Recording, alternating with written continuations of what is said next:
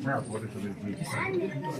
3 రోజులు కేబుల్ ఇది చేసేదని మళ్ళీ ఆవిడ బెదిరించబడి కదా మంచి ఇది అయిపోయారు. చాలా సెన్సిటివ్.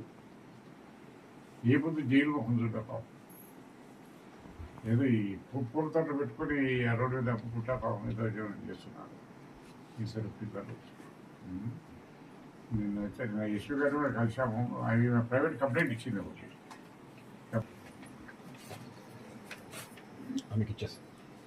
చంపేశారు, నా భర్తను హింసించి చంపేశారు. నా పిల్లలు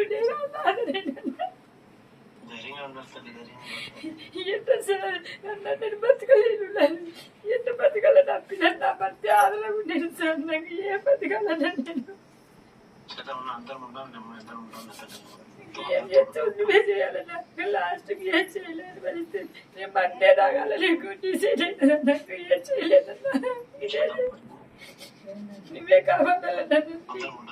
నీ చెల్లి అన్నం కొని కాపాడాలన్నా. ఇది ఆయన రెడ్డి ఆయన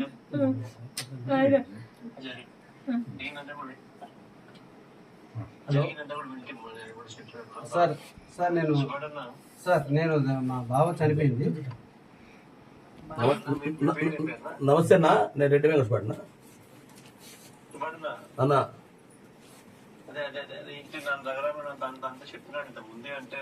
రఘురామరెడ్డి నిన్న బాగా యాక్టివ్ ప్యాక్ తీసుకున్నారు. మన వాళ్ళు అందరూ వచ్చినారు. రవీంద్రారెడ్డి వచ్చినాడు, మన డిప్యూటీ సీఎం వచ్చినాడు, ఎక్స్ సురేష్ బాబు వచ్చినాడు, అందరూ వచ్చినారన్నా. ఈ కేవలం డబ్బు కోసం వేధించి కొట్టి చంపినారు. వేధించి కొడితే వాడు తట్టుకోలేక మానసికంగా హింసించినారు. దాంతో చనిపోయినాడు. కరెంటు పట్టుకొని చనిపోయినాడు. వీళ్ళకి 2 పిల్లలు ఉన్నారు. వీళ్ళకు ఇబ్బందికరమైన పరిస్థితి. అతను ఉంటేనే బతికే పరిస్థితి, లేకపోతే చాలా ఇబ్బందికరమైన పరిస్థితి. మీరే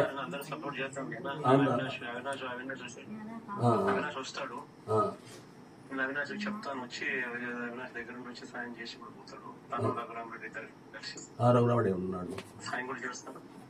రఘురామడే కూడా చాలా వెరీ యాక్టివ్ పార్ట్ తీసుకున్నాడు. నేను కూడా నా ప్రోగ్రామ్ కాడ నెక్స్ట్ జిల్లాకు వచ్చినప్పుడు తప్పకుండా రండి. నేను కూడా ఇంటికాడికి వచ్చేట్టుగా పెడతాను. సరే అన్న. ఇదన్న వాళ్ళ తమ్ముడు మాట్లాడతాడు. ఒక నిమిషం అన్నా.